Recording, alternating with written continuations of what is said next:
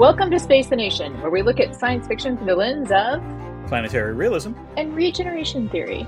Today, we are going to be talking about I.S.S, which is right now in theaters. Yep. It may not be there for long. But if you are a subscriber or a patron, it will have been in theaters while you're listening to this, if you so choose. That's the way to think about it. Definitely for like another week. At for least, sure. Yeah. In the next few weeks, we're going to be finishing out cold sci-fi winter, Dan, by talking about The Colony, which apparently everyone be very clear. Yes. Be very sure about which one you are watching. We are talking about The Colony starring Bill Paxton and Lawrence Fishburne. There is a more recent sci-fi movie also called The Colony with Ian Glenn in it.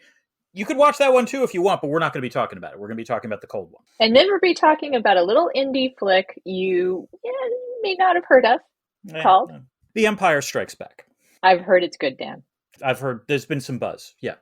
You know, it's like we like at this podcast to give like tinier movies, smaller movies, passion projects. We like to lift them up, give them a platform. Yeah. If you are not already a patron, please consider becoming one. But we can no longer make the appeal we used to make, Dan. It's correct. So if you want to become a patron, go ahead. Our Patreon page is patreon.com/spacethenation. You get a fair number of benefits, including early access to podcasts, access to our awesome Discord channel, access to our monthly AUAs. What you will not have access to is, choosing our patrons only episode once we hit 250, because we hit 250, Anna. So now, theoretically, they could join right now. Like if you join, it's true. If you're listening right now, we haven't yet decided. So, and the patrons haven't yet decided. So if you're listening right now and you really want to get in on this, join immediately. Go to the Discord. Start weighing in on what the topic of our conversation should be. Still January, probably have to like February 1st. Yeah, you got till Feb 1. Yeah. All right. Right now, they keep on suggesting science fiction stuff, Dan. I went in and I was like, can we do Michael Clayton? Would you like us to do Michael Clayton? I'd like to do Michael Clayton. I would love to do Michael Clayton. Yes. Maybe we should just do Michael Clayton. We should do we should be like, all right, we gave y'all a chance to pick something, but we really want to do Michael Clayton. We have to let the patrons decide. I mean, the whole it's a little bit of a bait and switch. Say, we're going to let the patrons choose. No, you chose wrong. We are doing Michael Clayton. All right. How about this? Hear me out. Let's do Michael Clayton as just a fun thing. We could. That's fair. Yeah. Because we want to talk about it. Yeah. Okay. All right. Putting that to the side, there are other good reasons to become a patron, even if it's after February 1st, 2024. Mm-hmm. You also get video. You didn't mention that, Dan. I did not. That's correct. Also, you can listen to this without ads. Oh, that's right. Because the less time we listen to ads, Anna, the more time we can smell the pines together. And sing Winds of Change. Yes. Just as well as they sing it in the movie. Mm-hmm. It is also a great way to stick it to capitalism, of course, comrades. If you want to become a patron, you're cutting out the middleman. You are giving money directly to the labor. We are the labor in this scenario. And you're just avoiding the man in all sorts of ways, except for the one, my main man, Dan. Thank you, Anna. Yeah. Dan, how are you doing? Just let's do a quick check-in. I'm doing okay. You know what? This was a good weekend to do cold sci-fi winter. I think the closest I came to experiencing cold sci-fi winter was the walk from my car to the theater when I went to see this film, because it was like 12 degrees out. It was very cold. How are you? Have you survived the Texas cold snap? I did. It is now actually 38, so not that cold, but we did get snow flurries. We got the wintry mix, your classic wintry mix, which in some ways is more dangerous than a cold snap. Yeah. Do people drive badly when that happens? They just don't know how to drive. Let's be gentle. Let's be compassionate. Okay, there is a part that I'm not compassionate about, which is, straight cis white guys who have 4-wheel drive and are like, surely I know how to drive on ice because I have an SUV and that's they do not know how to drive on ice. And I am stereotyping, but I feel pretty safe. I feel pretty safe that also everyone in town that has a cyber truck or whatever probably thinks they can drive on ice. They would feel confident in that. I think that's a safe way of putting it. Yes. So I got through it. I'm doing all right. As you know, Exley's not feeling well. He's at the doctor. So that's the only thing right now that is not that I'm worrying me a little. But of all the things in life to worry about, Mm-hmm. having him, cared for and whatnot, And to reassure our stay patrons, positive. Exley is in the hospital not for potentially life-threatening reasons. Exley's not feeling well, and He's but not feeling well. yeah, Well wishes are still accepted. Should he? absolutely, Well, yes, he's not going to be in the hospital by the time people listen. He's right, gonna exactly, be fine. yeah, He's going to yeah, be fine. okay. All right. So we are talking about ISS. Mm-hmm. Why, Dan? Why did you make me see this movie? Throw this on me. Fine. No, that's fair. It is admittedly only cold sci-fi winter adjacent in the sense that outer space is cold. But this was one of those films where I saw the trailer, and I mean, come on, Anna, we had to watch it. It's IR in space, for God's sakes. I mean, let me put it this way. The trailer depressed the crap out of me because it makes the premise extremely plain, which is there's a global thermonuclear war on Earth, and there are folks on the space station trying to figure out what they're supposed to do. It was very depressing, but it was on point. Right. And I told you that the previews gave me bad anxiety. And Yeah. I'm just now realizing it's probably the Gen Xer in me that had to do had to watch the day after, Oh, yeah. And, I watched the day after as well. Yeah. Yeah, and where nuclear war seemed like a real possibility at Yes. times. Oh, yeah. And I went to bed worried about it. I mean, that, yeah. yeah. So that may have been part of it. And everyone knows I made Dan watch the entire fucking season of The Terror. So when he suggested Which this, was even good, but long. It was an Yes, investment. exactly. Yes, but I figured I owed you one. I wouldn't Thank you. protest too much. Okay. And we'll talk about it. I don't regret doing it. I think this could be a good discussion. Yeah. Which raises the question of, will this podcast ruin the film for you? And I'm going to be a touch harsh on this one, which is to say, no, because the screenwriter ruined this film long before we could do anything to it. Which is not to say it's horrible.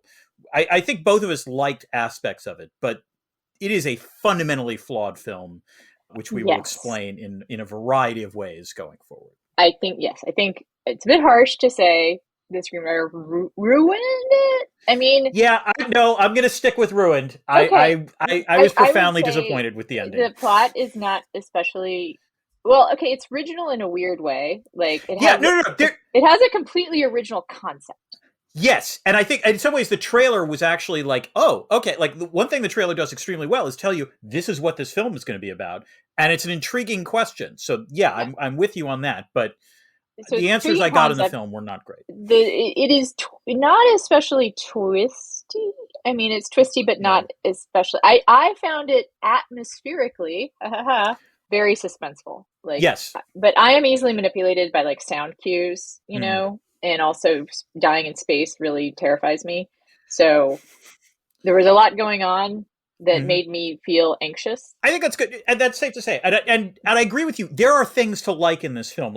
In some ways, I think I'm not angry is the wrong word, but I'm disappointed in this film precisely because the premise hinted at something that could have been a much more interesting film, but that's not what we got, I think, in the end. I will give a preview of my recommendation, which applies to where not this podcast will ruin it for you, which is that if you are interested in something kind of diverting to watch on a Friday night, you might want to put the podcast away and when this comes on streaming, go ahead and watch it on streaming and then come back and listen to us. Because I know people, you will. If it doesn't sound interesting at all, or if Dan's take on it makes you think you don't want to watch it, you're not missing much. That would be what I would say. Yeah. And you know what? Let me full disclosure. I'm worried I'm in a critical rut. There hasn't been a ton that I've liked recently that we've talked about. But the Terror accepted, which I did enjoy a great deal. We should get to the story behind the story, though. So, Anna, I am legit curious about the origins of this film. Also, whether it was greenlit before or after Russia's invasion of Ukraine and Putin's nuclear saber rattling, which certainly made this a much more trenchant and politically topical film. And also, who is this Gabriella Copperthwaite that directed it? Because that was a big selling point in the trailer. So I believe the script was written well before the invasion of Ukraine. Now, greenlit, it was bought in 2020. It was a blacklist script. Yeah. So probably written in 2019, bought in 2020. I mean, actually, it can't have been. I think it can't have been greenlit much, later than that. So it's prescient, Dan. It's prescient. Yeah. That's what I would say.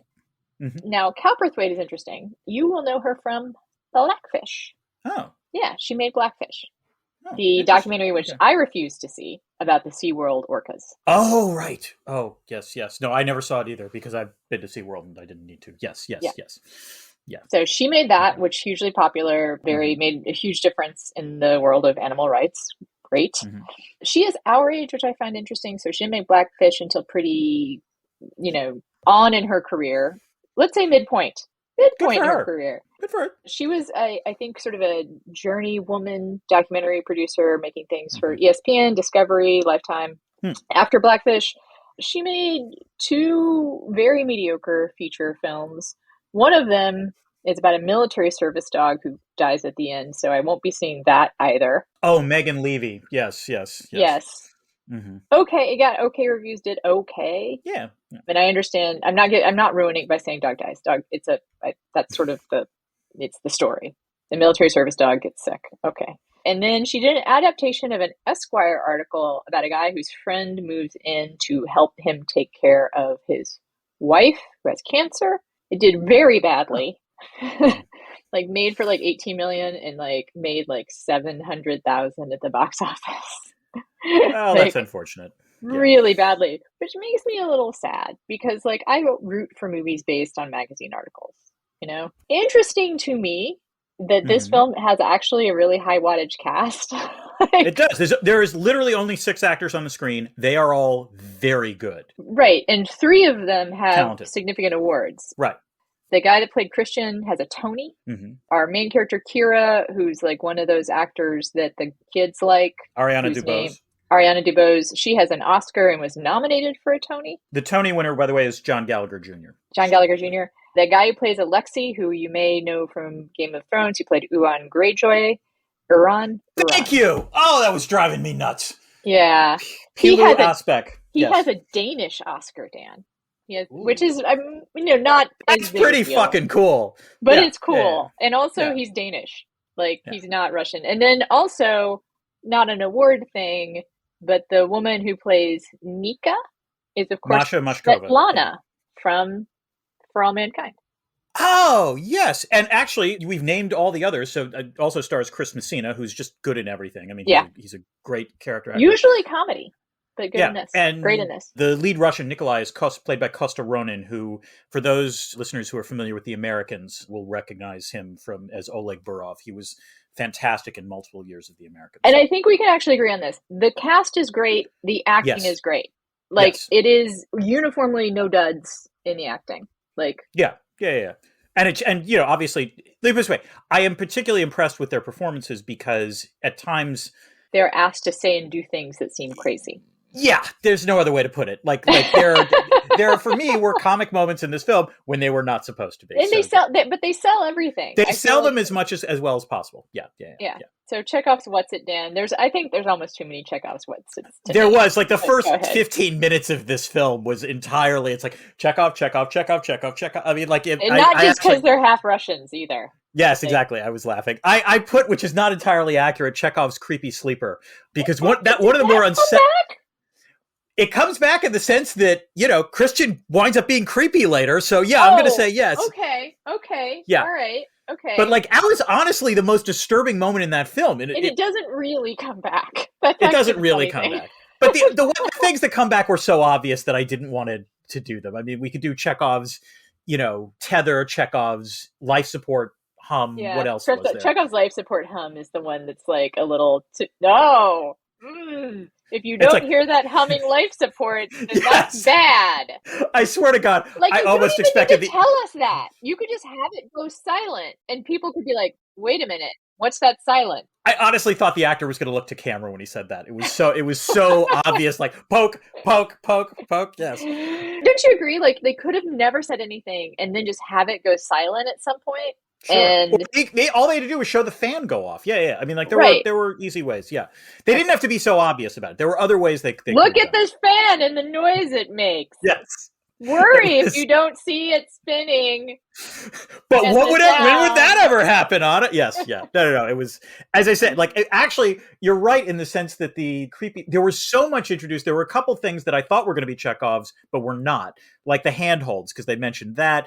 The creepy sleeper who does come back as a character, but I was, like I was expecting him to be dead at one point, like, but seemingly is just asleep. So it was odd. I also thought the vodka would come back in some bigger way, but instead they Yeah, just drink a lot of vodka. yeah. It does come back, but not. Yeah. All right, Dan, let's talk about the plot. Okay, listeners, here we go. Act 1, that's no volcano. Welcome to space, U.S. astronauts Dr. Kira Foster and Christian Campbell. They join the ISS crew of 4 others on board. U.S. Commander Gordon Barrett and Russian cosmonauts Nika Vetrov and brothers. I think they are actually brothers. No. Yes. Did you look up the names of the cast members? I did look up the names. They both have the last name Pulov, Nikolai and Alexei Pulov. They also do call each other brother, which I thought was supposed to be metaphorical, but I think is actually literal. Look it up, Anna. I'm pretty sure I'm right about this. Okay, hold on. I am not seeing that, but okay. Like you can keep talking if you want. Okay. Christian is a space veteran. Okay, you're right. They do have the same last name. That's stupid. That's dumb. Yes, it is dumb, Anna. It's also dumb that it wasn't obvious, actually. Like, it was... Well, they call each other brother, but fucking comrade. Right, but... that was... I will say, to be clear... No. They didn't... To be... No, I mean, I know in Russian... brother is like... Right, but I want to be very clear. In Russian, they didn't say tovarich, which would be comrade. They said brat, which is actually brother. So, but that said, yeah, I, like you, when they were talking, I was like, oh, they're just speaking metaphorically. No, yeah. When I checked afterwards, clearly it's supposed to be literal. Otherwise, why would they have the same last name? What are the odds of 2 brothers being on the space station? It's a little weird, yes. And also goes mostly unremarked. So, like, yes. Completely unremarked. Yep. It's also, like, not even in the wiki summary.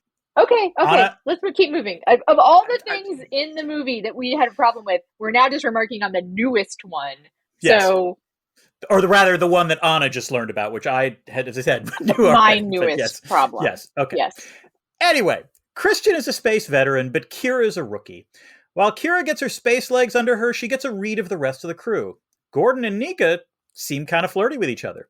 Nikolai is aloof, and Alexei is gruff but well-meaning. I really liked Alexei. They celebrate Kira's first night on board as one usually does, with a little drinking, some light talk about geopolitics, checking out the view of Earth from the cupola, and listening to the Scorpion's Winds of Change. Whole backstory behind that, also.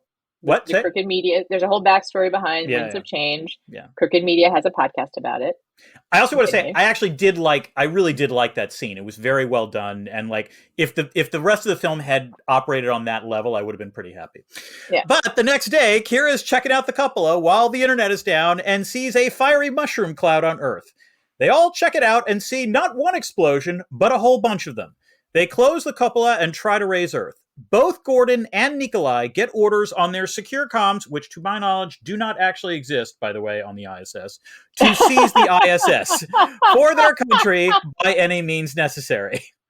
Gordon responds with, why? And I gotta say, Anna, that was the question I had for the entire rest of the film. This was the basic problem with this film from when I watched the trailer. It was never really answered in the film.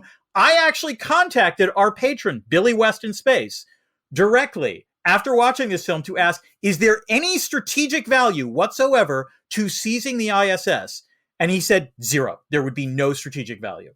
So so let's just play by the movie's rules. And the movie says there is strategic value. Sure. Right? Okay. Like they say toehold considered strategic. Yeah. Whatever. My question was, why kill each other? Like, I mean, you forgot a very important thing about Kira and what she's studying in space. She's studying how to regrow limbs, tumors, I believe. Yes, how to grow limbs. Oh, that's right. Yes. And also, Alexei does actually have a creepy moment. There's a little bit of like, is he a good guy or bad guy? Because he has this like dark comment about how living things don't do well in space. He literally says this will all end badly, which he says this will all end badly because they wind up eating each other. Like it usually ends badly, yes. But I mean, couldn't you just like subdue them? Like, why would you need to kill people?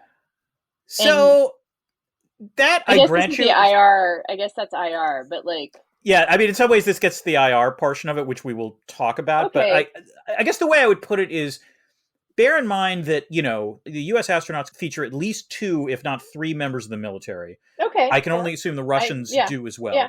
So the question becomes, how do you actually subdue them in this space, which, as you noticed, it's not like you can confine anyone. Or I guess you could have put them in, Actually, you can confine. They do confine. They do confine 2 people. Well, 2 people get confined in 2 that people area. get confined, but like that's not a permanent solution, I guess, because eventually you would have to feed them, or they would starve to death. Yeah, I agree to that. So, you but totally you're right. Tie people up. Yeah. I think it's because the other reason is that if it's, you know, if you are, again, going with the premise, if you're given these orders and it's 3 on 3, well, probably if you eliminate one, it suddenly makes it a little easier to seize. I'm just going with that. Hippy dippy person in me. The second thing about that, though, is like they make this big show of how well they all work together and how much and they have to stick together and stuff. And I guess even if you go with the movie's logic of like it's considered a strategic hold, wouldn't the people that live and work there be able to think through like the why? Gordon responds with why. Yes, Gordon responds with why, and this was the first moment at which I was suggesting, actually, it's not quite the first moment where the screenplay starts to fall off, but the first moment of, you know, that's a good question. It's never answered. It is never answered throughout the entire rest of the film, so I grant you that. So we're going to go through, I'm going to go to town, at least, on the dumb shit in this film, but I do want to take a brief moment to discuss what we liked about it, because there is stuff that is legitimately good in this film. And I agree with you on this. The 0G stuff in space handled incredibly well. It really does seem like they're in space. And I also like the fact, the first act where we get to know the crew, again, very well done, relatively subtle, and these are good actors. I like the good Buzz Lightyear dad joke. That was good. That moment where you see Christian like awake and rotating as a sleeper was actually like, I thought for a moment we were briefly in a horror film. It was really creepy. The moment things go south is when Kira looks up and says, "Oh, is that a volcano?" Because it was obviously not a volcano. And there's several of them. That's the big. Yeah, and also you see like volcanoes across all the United States suddenly exploding off. And this is the moment where I agree with you.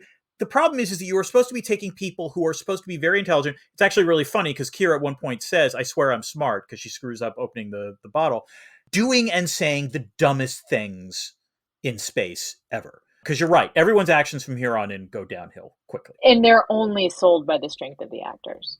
Like to the extent that they are sold, they're only sold by the strength of the actors. And I would say this is a strange thing to maybe zero in on, but it's the strength of the music cues. Like I almost texted you during it, except I was at Alamo Draft House where I feel like they really frown on like texting during. Like I felt like I might get in trouble.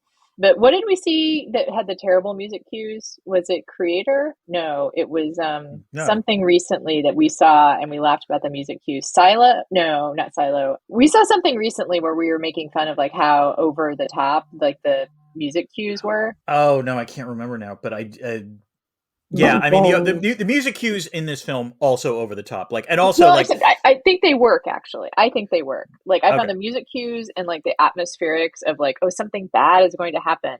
You know, like the music cues that in this film, feeling of it, like I did respect. I guess the way to put it is that the setup is sufficiently promising so that all you need is a music cue to let you know, oh, damn, what's going to happen. And, you know, your brain can do a lot of work for the film in that sense. So that's good. All right, but let's get to Act 2, the dumbest orders ever. Gordon tells Kira and Christian about his orders, but also says he's going to get confirmation before doing anything. Christian points out, correctly, that the Russians likely got similar orders. At that point, some of the ship's systems get knocked out due to an EMP from, the global thermonuclear war, which is something I'm going to say many times in this plot description because it's like people forgot that. This includes the antenna, which is a problem because it cuts off communications. The ISS is now in a decaying orbit. Gordon agrees to go on a solo EV to fix things. What did he agree to do, Dan? He goes on a solo EV, a solo, external, Because why does he go by himself? I don't know. I've never been in space. It's incredibly stupid. Listeners, we're all shrugging because they even say that's against protocol. And he says, you're right. It is. And then it's just like... And then he just goes. Does it anyway. You know why he does it, Anna? It's because as a result, he gets a smooch from Kira. I think that's the reason. Not really, but like he does get a kiss from Kira before he goes. But you're right. No. Like this is again, this is the beginning of a series of galactically stupid decisions that everyone starts to make. Yeah. He heads to the antenna and doubles down on his stupidity when he unhooks himself from his tether, so he can reach. He does. Okay. He does this even though, like, it's clearly illustrated. There's a handhold between him and the other end of the tether. All he had to do was grab the handhold, unhook the tether, put it on the other one, move it to the closer handhold, and then he would have been fine. Yeah. Yep. So, yeah. No, not disputing any of this. Also could have been out there with somebody else. Would have been fine. Which might have made sense, especially given the context and the orders that he and probably Nikolai have received. A bunch of stupid decisions, Anna. I'm not kidding when I say that the screenplay doesn't make a ton of sense. Yeah, okay. Anyway, as Kira and Gordon deliver low-rent gravity dialogue, Alexei severs the communications between Gordon and Kira. By the way, this also leads to Gordon's third stupid decision, which is communications are cut off for 5 minutes or so, and yet he still thinks that everything is fine and he's just going to keep going on. So again, he should have just got. Also, he realizes the antenna is fine. Right, that would be the key to be start going back. Yes, start going back. Yes, exactly. Nikolai then uses the robot arm to hit Gordon into space. Since comms were cut off, however, the U.S. astronauts have no idea what's going on. Nika is worried, but becomes really distraught when Nikolai and Alexei tell her their orders are also to seize I.S.S. And, Anna, again, I think this section of the film captures both a few interesting moments and the vastness of the stupidity. I did like the scenes where, literally everyone is asking each other, are we good? Are we good? Because, understandably, they're all freaked out. Yeah. And also because as dumb as the orders are, all it takes is just a little bit of mistrust, and we'll talk about this when I talk about the IR, to foster tension. On the other hand, the moment I laughed really the hardest in this film is when Gordon tells Kira to tell everyone not to look out the windows, because it's like the screenwriter telling the audience, pay no attention to the obvious plot holes. We're just going to, we're going to put a pin in the global thermonuclear war. We're just going to look at the antenna. It's so dumb. I'm sorry. Well, let's talk a little more about this, because as of all the things that I objected to, this wasn't on there. Because I guess for me, I realized, looking down, the actor does a good job of, when he looks at the Earth. Well, okay, you want to have me just kind of back up, because the other thing is, the Earth is in flames. Yes. Okay. And again, by the way, the effects here are very good. That is actually probably the thing that I was like, oh, come on, movie. It's not just that it's a global thermonuclear war. I keep saying global thermonuclear war for a reason. Global. Meaning, he looks down on Earth and it looks like the sun. It is just... It is lit up. There is nothing to go back to. Nope. That should be the thing that they actually, what they should all be doing is who can have sex with who here? Because we're going to need, which is going to be a problem for Kira, let's be honest. We are going to need to restart the human race. Maybe they have a baster. Maybe they can do some kind of artificial insemination thing, because if they look down on Earth, they are starting over. They are it. I am happy you brought this up, because it does remind me there was a sci-fi movie dumber than this one, and that was The Midnight Sky, the George Clooney one from a couple years ago, which is really bad. Which I have not seen, but now I will not see that. It's bad. But this is that, right? There's nothing to go home to. You guys get set to repopulate, figure out some long-term plan. I got nothing here, Anna. As I said, the plot holes are almost galaxy-sized. So is that why you're saying they shouldn't look out the window? Because because there's nothing. Why fight against each other if everything? Yes, the reason why I'm saying Gordon says no one should look out the window, and I don't know, maybe he's worried everyone's going to be in shock. But if you look out the window, I did read that as everybody's going to be in shock. Although the back of my mind was also oh my god, why fight each other if That's my point.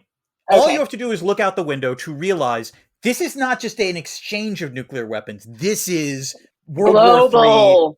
Global thermonuclear war. And suddenly seizing the ISS becomes the dumbest thing imaginable. So yeah, that was my issue. Again, I had many issues, but that was the most obvious one with this section. All right. We're actually on the same page then. Yes, we are. Yes. Okay. You know what? For our non-patrons, it's time to take an ad break. We'll be right back after these messages from the Soyuz gift shop.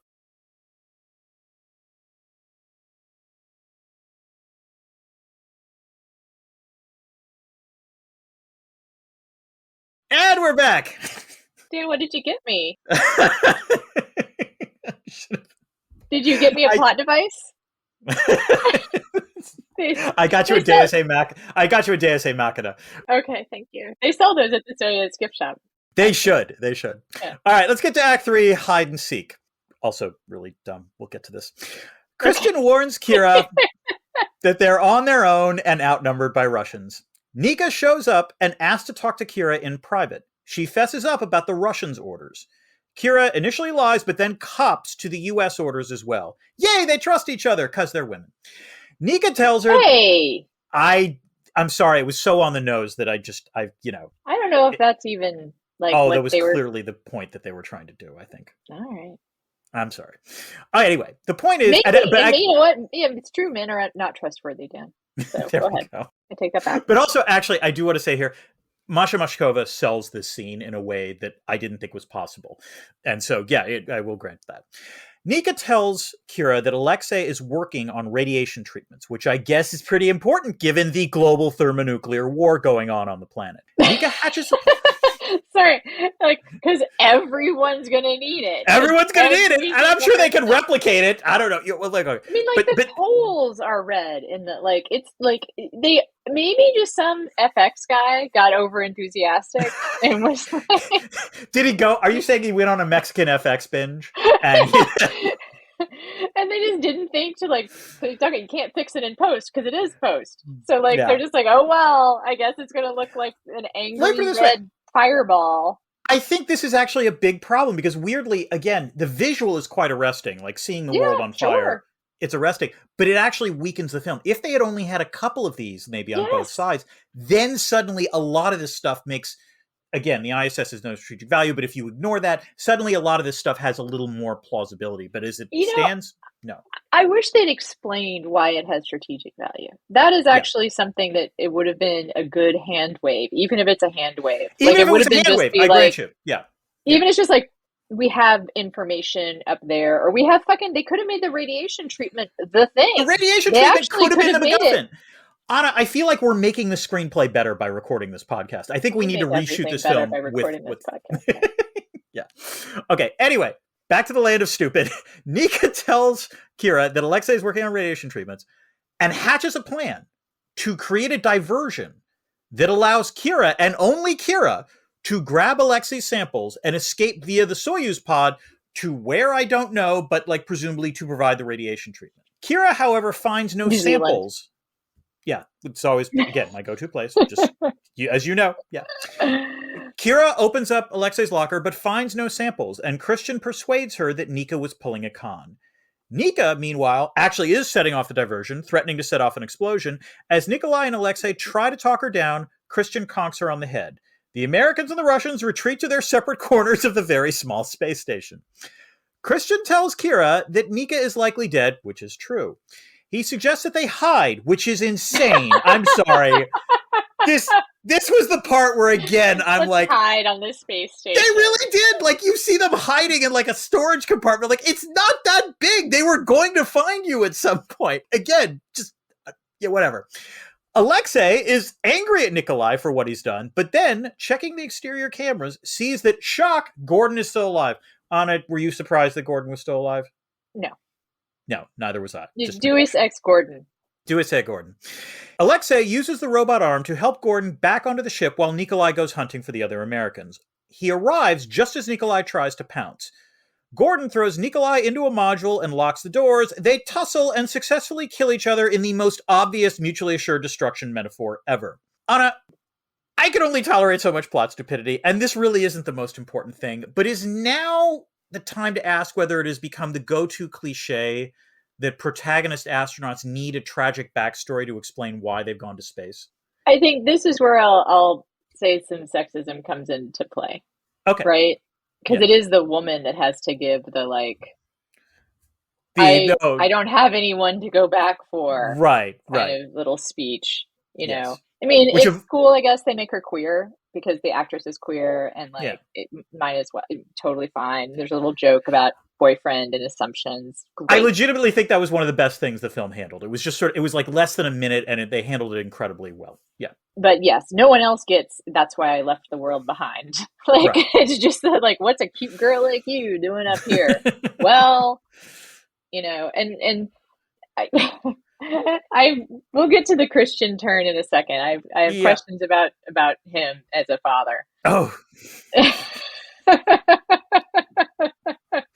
He gives off Big Daddy energy. All right. But yeah, like, I mean, it evoked Ryan's, Sandra Bullock playing Ryan Stone in Gravity. Actually, to be fair, they might break the gender thing. I think that Adam Sandler movie, Spaceman, is also there. He's definitely going to have a tragic backstory. I'm pretty sure about that one. I think the tragic backstory in that one happens because he's in space. No, anyway, hunch. I don't want to see that movie. So let's let's that move on.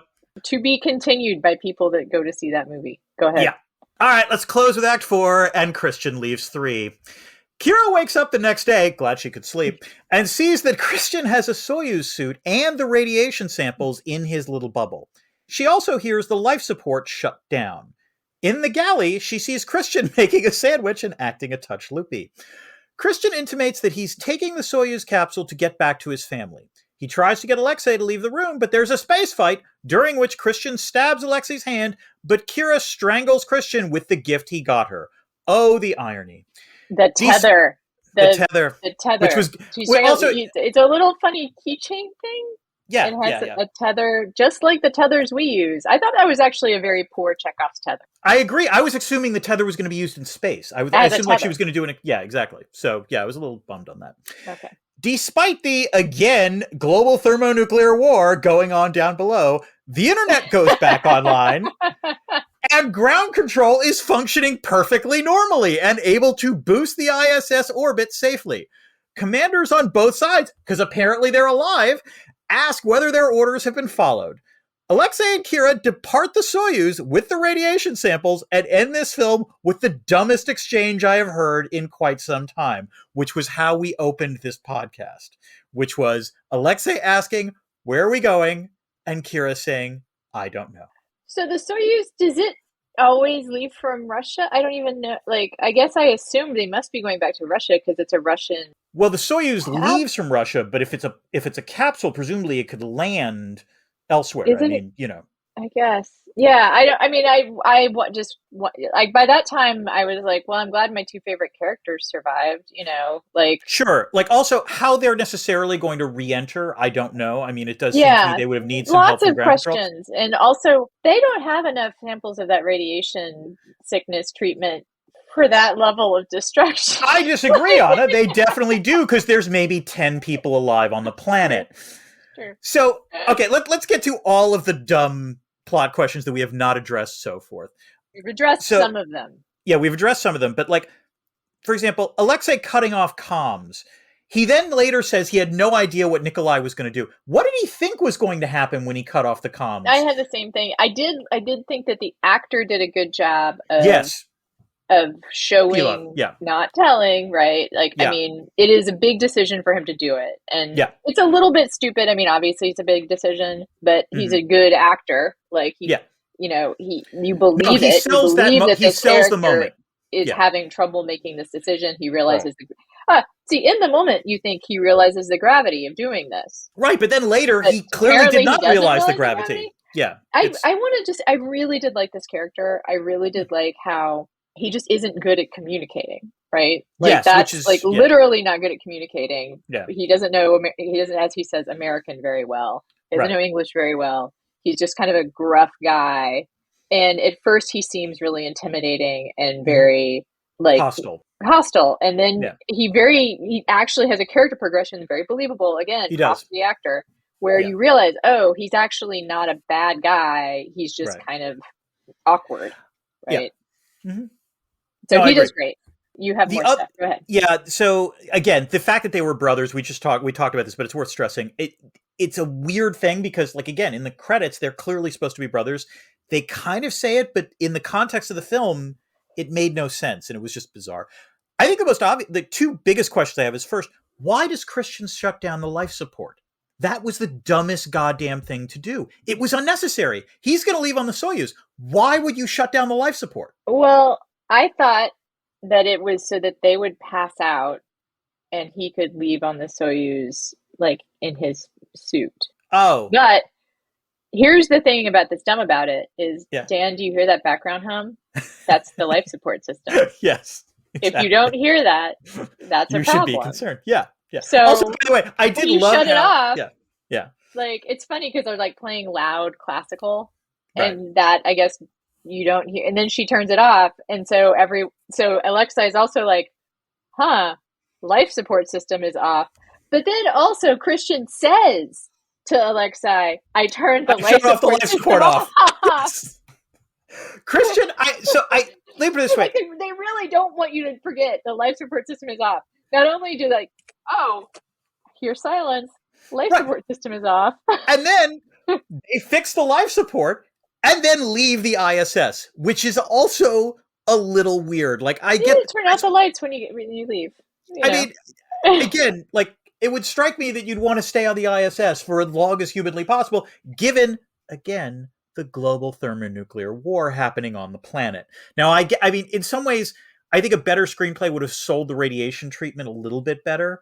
But even then, like just the question of where they were going, like the last exchange of the film sort of encapsulates that. So yeah, again, it's a credit to the actors because they made it as compelling as possible. Now, do you want to talk about Nika's behavior? Nika's behavior, all I have as my notes is that Nika's behavior makes no sense. I'm not entirely sure I remember the precise behavior. I mean, part of it was the diversion that ostensibly Kira was the only one who was going to escape, which made no seemed kind of stupid, but like, was there other stuff? I agree. See, yeah, I don't know if, and also I don't know if she's acting in that part in order to make a diversion, or I thought she was. Yeah. Yeah. It would really convincing then, like meta convincing acting. She really does seem like she's crazy. I mean, it works out well as metaphor for Gordon to attack Nikolai, but at the same time, that's one of the places where I'm like, really? Like, yeah.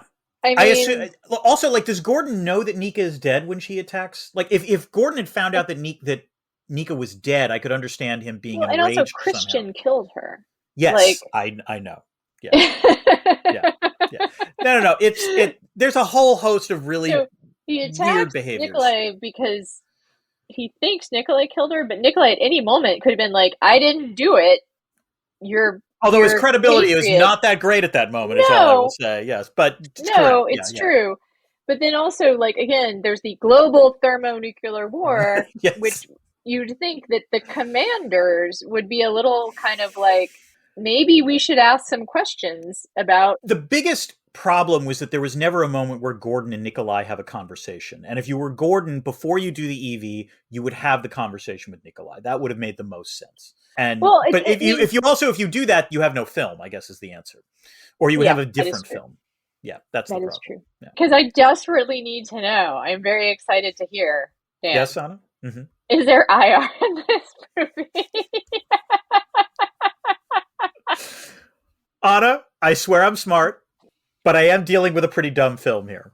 But fortunately, I do think the IR in it is not as dumb as other parts of it. Again, let's stipulate that the orders to seize the ISS are dumb. Or we have to give them a guffin of the plot. Like, I know in the real world, there would be no reasons to seize it. Fine. But you know what? Dumb orders happen all the time. Where I do think the film is at its most interesting, which maybe isn't saying that much, but nonetheless interesting, is in how cooperation can break down if there is even a suspicion that one of the two sides might carry out the order. And that's the key thing here. Gordon makes it clear, I'm not going to do this, I want confirmation. But Nikolai clearly in the end chooses to carry out the order. And if you were just a little bit suspicious that Nikolai might do that, that is an easy way for cooperation to break down. So the problem is that it's not whether or not it's the rational move, it's whether or not you think the other actor might actually do it. You're operating in a world where there is no higher authority. You then have to start thinking worst case scenarios. In fact, I'm pretty sure that's actually a line in the film, is Christian saying we got to think worst case scenarios. So yeah, that's good. And this is also about endgame strategies. Because if you think the world is ending, you are willing to lie, cheat, steal, and basically violate all social norms to get what you want, which seems to be Christian's strategy as near as I can figure out. I don't think he should be a dad. I think I mean, this is bad dads are bad. That's the message of this film. yeah, I mean, I thought about you actually watching this Oh, movie, thinking, would Dan kill people in order to see if his kids were okay? oh God. Yeah, No, I I don't know. think I so. thought But about not I don't know. asking. I don't know what the right answer to that. I don't. I think the I answer think is the no. answer is no, you don't. Yeah. Because would you want your kids to do it? Hmm. Yeah. Right? Like, Also, the isn't that answer like, is that isn't, yeah, the answer is where I live. I unfortunately probably like there might that would have been one of those scenarios where like if I'm actually in that situation, I'd be like, you know what, I'm going to assume they're alive, even though they're probably not, and go from there. right. And what, but yeah, to me, it goes to like, what would you want your child to do? Would you want your child to kill people to check on you?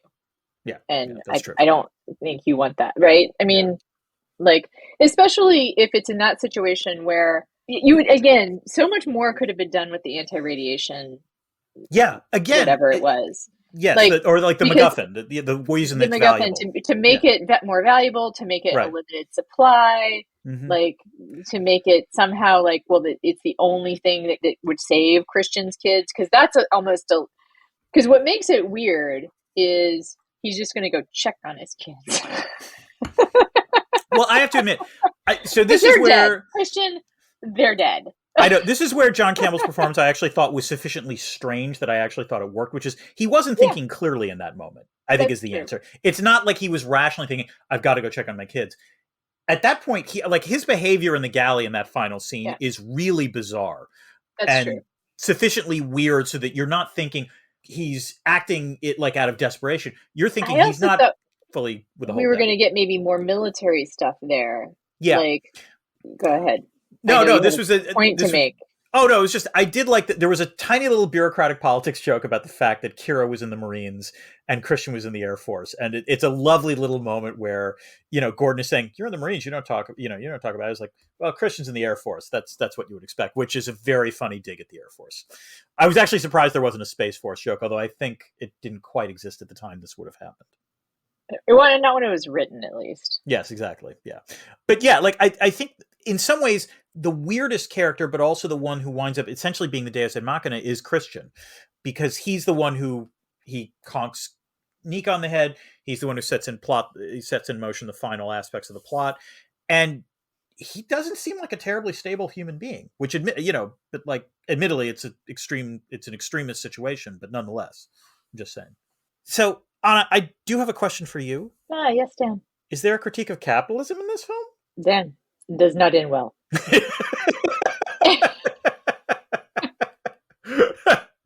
Oh, at least Diana. I think the critique of capitalism here is well, this is one of the ones where I do the end run. I'm like, well, maybe capitalism works because the blacklist is some kind of scam. Like, it has to be. You have to explain what the blacklist is. Just Okay, the blacklist is supposedly it started as a website where it started like in the mid-aughts, and it took polls of like Hollywood insiders about like the best unproduced screenplays. And it had a lot of cachet for a while. It's become much more than that. It's become actually, there's some cool things that they do. They have fellowships for people from like non-screenwriting backgrounds, like people from women, people of color, people who are over the age of something that have like, second career screenwriters. That's all really, really cool. And they have workshops, and I'm just so pro all of that. Mm-hmm. The screenplays that are getting chosen as the best unproduced screenplays, those are the ones I have questions about now. I think it's a valid question. Because again, the screenplay is the weakest part of this. It's a great premise. It's a premise. As the premise, it's not bad. And like, I would have liked to have known these characters could have been fleshed out, but the actual plot points are just bad. So I just feel like there's something going on with the blacklist. There we I go. don't know. Something at the silo, the blacklist, things going on. There's something going on in the blacklist. I see your point. Yeah. And it is raised, questions about like, what is Hollywood in terms of a market, right? Like, it isn't a pure capitalist market. We know that. No. Like and when I make jokes about capitalism worked here because like this movie didn't succeed, that's not really how things work. Right? Also, the film you suggested might actually make its money back, correct? Yeah, and there is an interesting trend happening with like smaller sci-fi films being made. Like You Are Not Alone, or You Are Alone. What was the new movie that we liked? Is it Oh, No You One Will Save Are? You? No No One Will one will Save You? save you. You Yeah. are alone. No one will save you. It's all how I feel. It's just a reflection of where I Oh, am, Anna, I'm sorry. mindset these days. So that's another example. It looks like there's some like pretty decent sci-fi, lower budget sci-fi movies being made these days that can make money, especially, released to streaming. It's almost like Yeah. it's a better iteration of the sci-fi movie, of like the literal Sci-Fi Channel movie. Of the Sci-Fi Right? Channel. Yeah. Yeah. No, and if leave it this way, Hopeful for that. yeah, and the way I would put it is that I am perfectly happy to take I.S.S. if it means that something like No One Will Save You is also made, because I really enjoyed that. And I am perfectly happy to take I.S.S. Like, I think this is, again, this is like, I would say to someone, this is above a laundry folder. Like, this is, Okay. This is something that if it is a Friday night and you are not wanting to think too hard, that's definitely going to help you in this movie. Yes, we thought too hard about this, listeners. I thought way too hard about this. And you just want to watch something with like diverting screen stuff and like good acting and some like pretty people to look at. Put on some popcorn, like. Also, if you're not depressed by the prospect of the global thermonuclear war, just to be clear. Yeah, that's true. Set the sleep timer. Like this is great. And I think that that's a good kind of movie to exist in the world, actually, is like something you can watch on a Friday night without too much trouble. I would like more of those in the world. Fair Capitalism enough. Is not giving them to me. That's a good point, Anna. That is a good point. You are right. Okay, normally now is the time when we would do discordant notes, but we are not going to do that this time because we didn't get a ton of questions because this film just came out this weekend. But more importantly, I do want to give a shout out to our super patron, Billy West in Space, who I believe does actually work for NASA. And interestingly enough, he worked in space policy. He works in. Because I profiled him as a patron of the month once, and I asked him about this, and he said he would like to be identified as working in space policy. Working in space policy. The point is that I think several of the questions that were actually asked, Billy was kind enough to answer. NASA. That's actually what he. Sorry, what was that? I was saying he runs NASA. Fair enough. The point is, keeping it cool. We got a couple of questions, but I think Billy answered them far better than we could have in the Discord, and so there's no need for us to just repeat. Another reason to become a patron. It is a good reason to become a patron, particularly if you're interested in space. But what's that? From a global nuclear the global thermonuclear war. Yep, it's the debris field. This is when we talk about things that we might not have brought up during the previous part of the podcast. Anna, I have a few things. Anna, what did you have? I didn't take notes, as I said, because I watched it at the Alamo Draft House, where it was, by the way, it was Popcorn Day. It was National Popcorn Day, so they had free popcorn, and that's another reason I didn't take notes. I had a huge bowl of popcorn, and again, Alamo, I feel like bad if I like do things that aren't like good moviegoer etiquette. So I didn't have my phone on. That's right. I was in a fortunate situation because there were only about a half dozen people in my theater in the end. There was no one when I first got there, but like no one complained, so I was happy about that. I had maybe a dozen, but I do have a couple things. Okay, go. One is a lack of Chekhov's mice. I mean, they kind of come back. They do, but not really. Like it turns out. Also, I did want to know what happened to the mice when they leave in the Soyuz. This like. I really wanted a picture of Kira with her two surviving mice with her, like maybe giving them the radiation treatment. So you know what I did like, and this is actually I've been bashing the screenplay for a while. I actually thought this was a nice little note, not subtle, but still a nice note, is that it turns out that Alexei creates a mesh for the mice to actually hold on to. And he says at one point, they just needed something to hold on to, which yes. That was actually a nice line. I like that. Yeah, it is. And okay, go ahead. Yeah, sorry. Go ahead. Yours. One of the other things I actually liked about the way they set this up, there were various times where you see stuff on the side of the ship that is clearly like altering your perspective. Like there's a chess game that is on the side, which you can do obviously because you're in 0G. And you see someone running on a treadmill, like on the wall, because again, it's in 0G.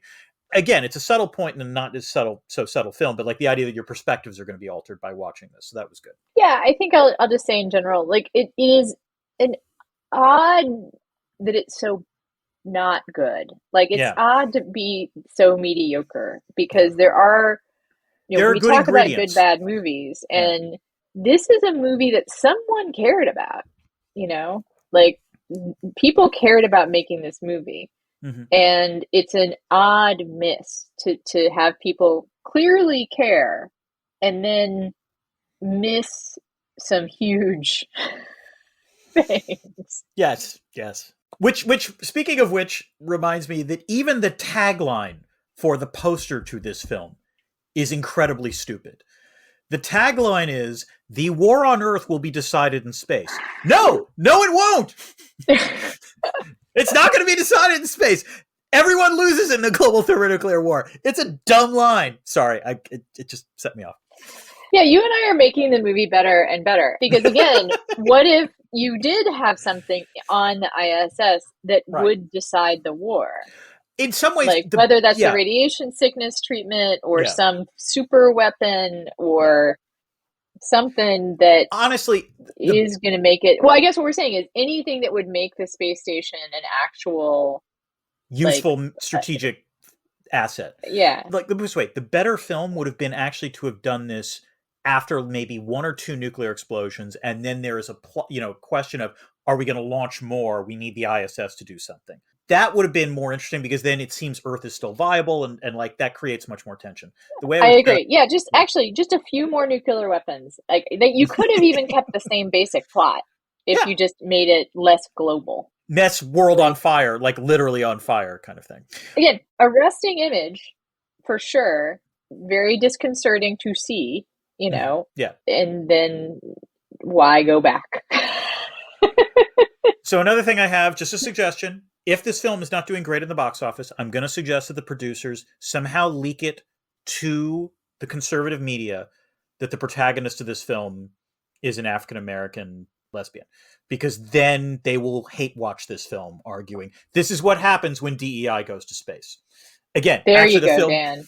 The film handles it incredibly well, but like I just, I'm interested in having sci-fi films that are low budget do well. So like, just tell them this is what happens when woke goes to space. And then like Tucker Carlson does a segment on it, and then and then and then you get maybe some social justice warriors defending it. There, see where I'm going with this?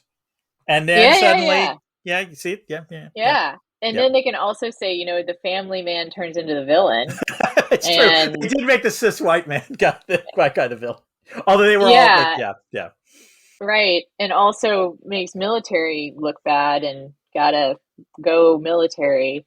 Yeah. So do you have anything else? I don't think so. I think that I hope we see some better stuff. I understand this Empire Strikes Back movie might. I'm thinking that we might lift our spirits a bit. I did want to close with two last things. First, I found it amusing there was sriracha sauce in space. Good, good to see that when they were making the sandwich. And also, they talk about the overview effect, which again was sort of call it a sandwich, and it's not a sandwich. That's true. What was he doing on? Like it's a wrap or something? Yeah, it's a wrap. You're right. Again. Now I'm glad we're in the debris field here. This is debris field worthy. Yeah. And whatever he was making, also not a sandwich. Yep. I mean, why call it a sandwich? Like, what? It just shows how off his rocker is. Place to go with accuracy, to be like, they don't have bread in space, so he won't make a sandwich, and instead he'll make this wrap that we'll call it a sandwich. I don't know. And also, I guess now I want to look it up. Can you have bread in space? I don't see why you wouldn't. I guess packing. You know what? You wouldn't want to pack bread for space. You want to pack tortillas for space. That would make some more sense. Efficient. Yeah. It's still a wrap. But maybe not pita. A sandwich. I don't know. Yeah, you're right. It's a wrap, not a sandwich. I would say pita too. Yeah. Okay. I'm glad we closed with that. I think that's the appropriate way to depart with this film about the global thermonuclear war. Not a sandwich. God is my witness. Give me that knife. Give me that knife. It's not a sandwich. You're clearly off your rocker. That would have actually been that. You know what? We have really improved the dialogue, the screenplay. I think Hollywood, give Anna and I another pass at this film. Why are you using that enormous knife to make a wrap? Like, you don't need to cut anything. That was also like the most bizarre dialogue. It's like, can I have your knife? There are plastic knives right there. I don't want to give you this knife because I might use it. Plastic ones would make a lot more sense in that particular situation. He's using an enormous knife to like spread mayo. Why would you need a knife that big ever? Like, no, I can think of reasons you would need a knife that big. On the space station. That's not a knife. This is a knife. But on the space station, also, I don't know. You're right. Anyway. I think the point is that, you know what, Anna, I'm hearing the hum go off. I think our life support has been cut off. And by that, you mean a playoff game is about to begin. Yes. Dan turns into a pumpkin. So we are on social media, Blue Sky. I am at Anna Marie Cox. He is at Dan Dresner. I have a website. It is www.annamariecox.com. Spelled the same, pronounced differently. You are also on Threads for some reason. You are still on Substack. I am still on Substack. You're also a good person. Thank you, Anna. So no one doubt that. I'm mulling my choices. And yes. Please become a patron if you haven't become one already. This is a labor of love, but we would also like it to be a labor of money. Yes. It would allow us to do more for you. And have more fun. Yes. And have more fun. Because, money, that's why they call it money. So, until next time. Keep this channel open for more.